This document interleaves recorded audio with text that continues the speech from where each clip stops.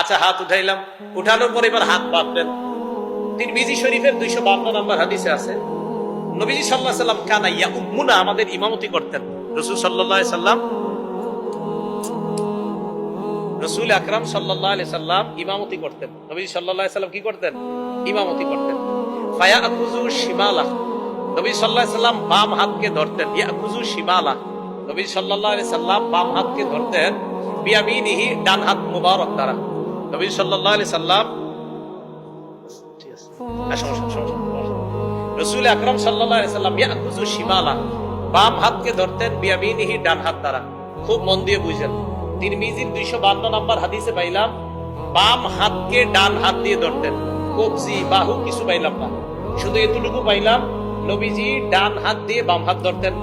বুখারী শরীফের 740 নম্বর হাদিস, কানান নাসু ইউমারুনা আইয়াদা আর-রাজুলুল ইয়াদাল ইউমনা আলা জিরাইহিল ইউসরা। নবীজির যুগে সাহাবায়ে কেরামকে নির্দেশ দেওয়া হতো যে ডান হাতকে বাম হাতের বাহুর উপর যেন রাখে। তাহলে তিরমিজি শরীফের হাদিসে পাইলাম ডান হাত দিয়ে বাম হাত ধরা, বাহু কবজি কিছু পাই নেই। বুখারী শরীফের 740 নম্বর হাদিসে পাইলাম ডান হাত বাম হাতের বাহুর উপরে রাখতেন, বাহু পাইলাম। এবার আবু দাউদ শরীফের 727 নম্বর হাদিসটা একটু মন দিয়ে বুঝেন।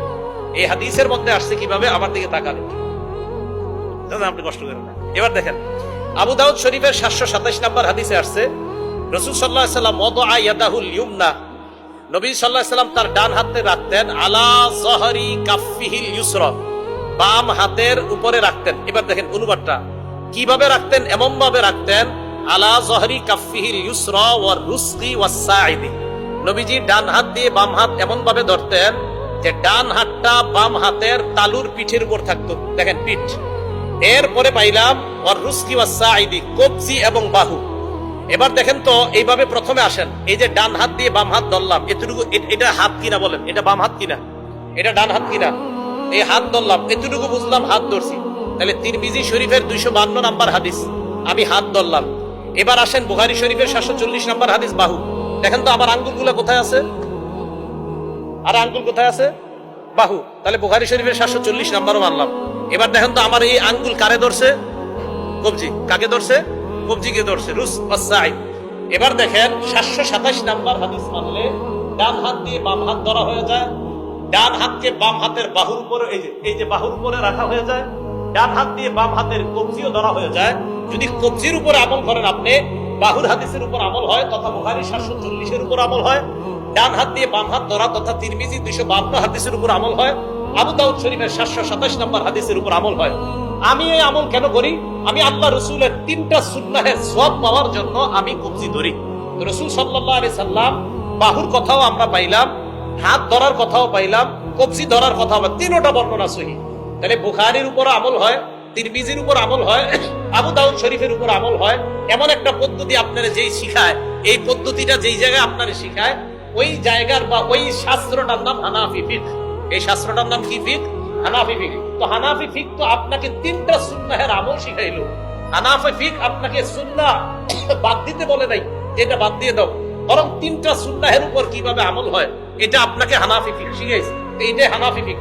এখানে আপনারা আমাকে বলেন, এই জায়গায় হানাফি ফিকহ কোন হাদিসটার বিরোধিতা করছে? কোন হাদিসের বিরোধিতা করছে? তাহলে এই কথা কেন বলা হয় যে এটা কোরআন সুন্নাহ মোতাবেক না? বিসমিল্লাহ। এখন আমাকে যদি পার্সোনালি প্রশ্ন করেন, পার্সোনালি, আমি অন্যভাবে বলবো না, বললে আবার অনেকভাবে লাগবে যে আপনি হানাফি ফিকহ কেন মানেন, আমি জবাব দেই এইভাবে যে আমি একটা পড়াশোনা করা ছেলে, 16-20 বছর পড়াশোনা করার পরে আমি এটা বুঝছি যে হানাফি ফিকহ অনুসরণ করলে রাসূলের সুন্নাহ বেশি পালন করা হয়, তাই আমি হানাফি ফিকহ অনুসরণ করি।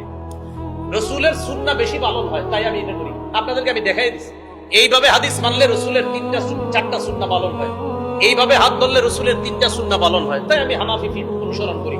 আর আগেই বলছি হানাফি ফিকহ মানে কোরআন সুন্নাহের সুবিন্যস্ত একটা সংকলনের নাম হানাফি ফিকহ। এটা হলো, এটা নতুন কোন ধর্ম বা এরকম এই জাতীয় কিছু না। আল্লাহ বুঝার তৌফিক দান করেন।